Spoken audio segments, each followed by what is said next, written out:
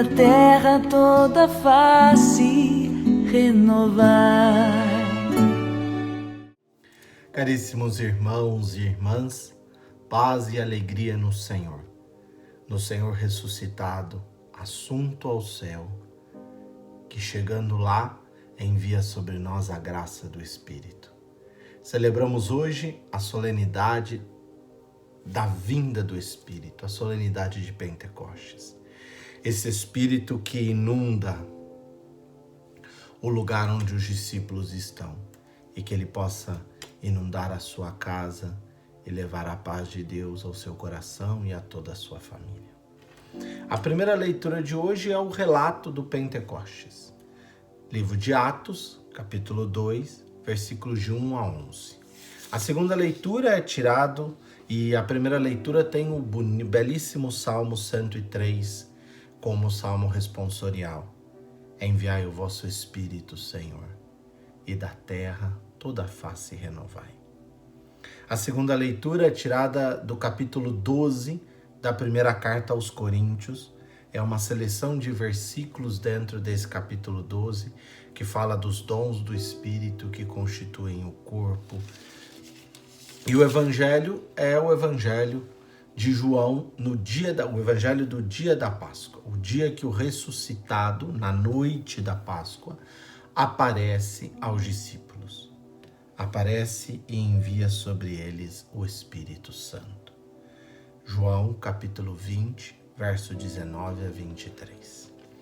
Mas hoje gostaria de dedicar um tempo maior à primeira leitura. Nós estamos 50 dias depois da Páscoa. Jesus subiu aos céus, como ouvimos domingo passado, e os discípulos voltaram para o templo e foram aguardar em Jerusalém aquela promessa que o Senhor lhes fez. 50 dias depois da Páscoa que viria o Espírito.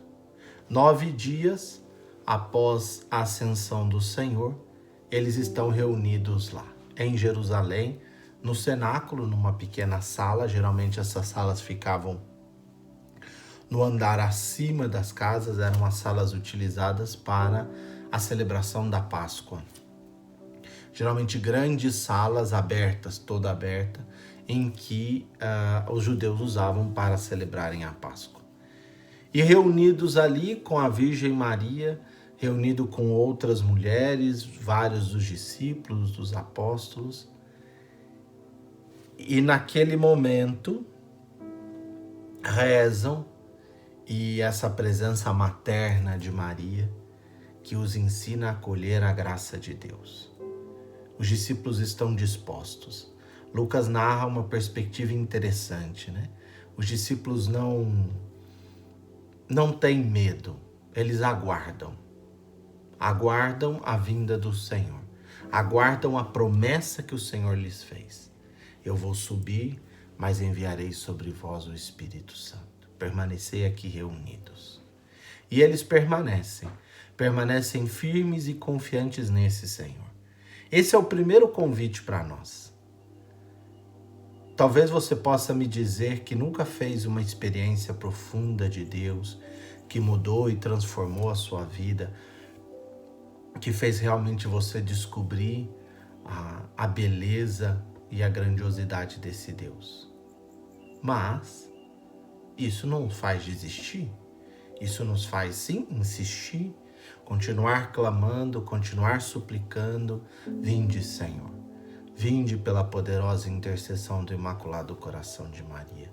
Vinde, Senhor, e iluminai os nossos corações com a graça e a luz do seu Espírito.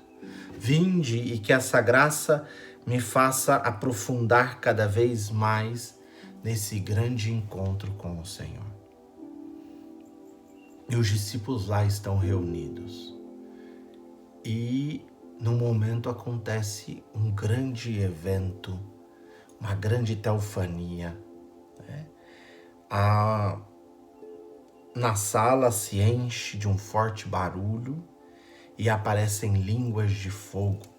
E os discípulos ficam repletos, cheios do Espírito Santo, ou seja, ficam cheios de uma graça, de uma vivacidade, de uma disposição que perpassa suas vidas. Não é fruto só de si mesmo, mas é fruto de uma graça especial que os envolve, e essa graça especial os impulsiona a anunciarem, a serem testemunhas, a falarem do Senhor, a dizerem a misericórdia do Senhor, a proclamarem o amor do Senhor pelo mundo. E eles vivenciam essa profundidade, essa grandiosidade do amor de Deus e anunciam e se deixam encher por isso. A grande experiência é essa. Só que essa experiência não é a primeira. Como assim, padre? Lembremos-nos que em Êxodo, capítulo 20, quando o povo saiu já da Terra Prometida, melhor, capítulo 19, o povo saiu da Terra Prometida, está na travessia, chega até a metade do livro do Êxodo, chega até o Monte Sinai. E Deus pede para Moisés subir nesse monte, junto com Josué. E ali vão construir uma experiência de vida com este Deus. Vai dizer Deus para Moisés na montanha: assim deverás falar à casa de Jacó e anunciar aos filhos de Israel: vistes o que fiz com os egípcios e como vos levei sobre asas de águia e vos trouxe a mim. Portanto, se ouvirdes a minha voz e guardardes a minha aliança, sereis para mim uma porção escolhida dentre todos os povos da terra. Vós sereis para mim um reino de sacerdotes, uma nação santa. São essas palavras que deverás dizer. Ou seja, naquele momento, Deus sela uma aliança com o seu povo. A mesma aliança que ele selou com Abraão lá, quando aquele luzeiro passa pelo meio dos animais sacrificados. Agora Deus sela essa aliança com o povo, uma aliança de palavra, e que vai se concretizar no fogo e no estrondo que acontecerá sobre o Monte Sinai, e Deus aparecerá naquela nuvem e naquele fogo, e o monte todo ficará incandescente. Essa imagem grandiosa se assemelha à imagem do Pentecostes. A diferença é que no Sinai, o povo ouve a palavra e vê o sinal só. No Pentecostes, o povo ouviu a palavra do Cristo: permanecei aqui, que virá sobre vós o Espírito, e receberam neles mesmos essa graça. Essa é a grande novidade do Novo Testamento. Não é uma promessa que se manifesta lá, não é um Deus que está lá longe, mas é um Deus que faz morada aqui na minha vida, um Deus que habita no meu coração. Mas não se esqueça, a fala de Deus para Moisés no Monte Sinai é importantíssima para nós. Se ouvirdes a minha voz, se guardardes a minha aliança, sereis para mim uma porção escolhida, um povo santo, uma nação santa e um povo sacerdotal. Que tenhamos ouvidos atentos à voz do Senhor, que guardemos com cuidado e com amor a sua palavra. Fazer uma experiência de Deus é mergulhar nessa palavra de Deus que se revela e que se manifesta a nós. Talvez olhamos para o texto de hoje e não ficamos curiosos sobre o dom da glossolalia, ou de falar em várias línguas, mas aqui o falar em várias línguas, que é uma graça que o Espírito concede, vai além só do dizer palavras, mas é também levar para várias línguas o anúncio da boa nova do Senhor. Em Jerusalém tinham judeus de todas as nações, e todos escutam os apóstolos, os discípulos, as discípulas, a Virgem Maria falar conforme o Espírito lhes inspira. todos compreendem. E como compreendem pela graça de Deus. Não compreendem porque é uma linguagem única. Compreendem porque é a graça de Deus que chega nos seus corações e os fazem compreender a grandiosidade, a profundidade do amor de Deus. Tanto que eles se convertem e querem decidir seguir o Senhor. Paulo nos diz na segunda leitura de hoje: ninguém pode dizer Jesus Cristo é o Senhor, a não ser no Espírito Santo. Por isso peça esse Espírito, não para fazer curas, milagres, profecias ou prodígios, mas para poder dizer: Jesus Cristo é o Senhor. Jesus Cristo é o meu Senhor. Jesus Cristo é o Senhor da minha vida.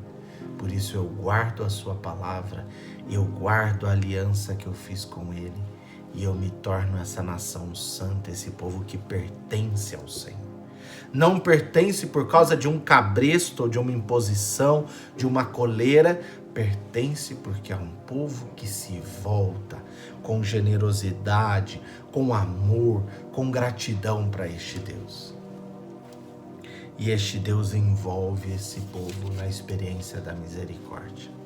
Tanto que o Evangelho vai dizer, depois que Jesus sopra sobre os discípulos, ou seja, levem essa graça da paz e do Espírito de Deus, e que não haja mais nem pecado, mas sim que creiam.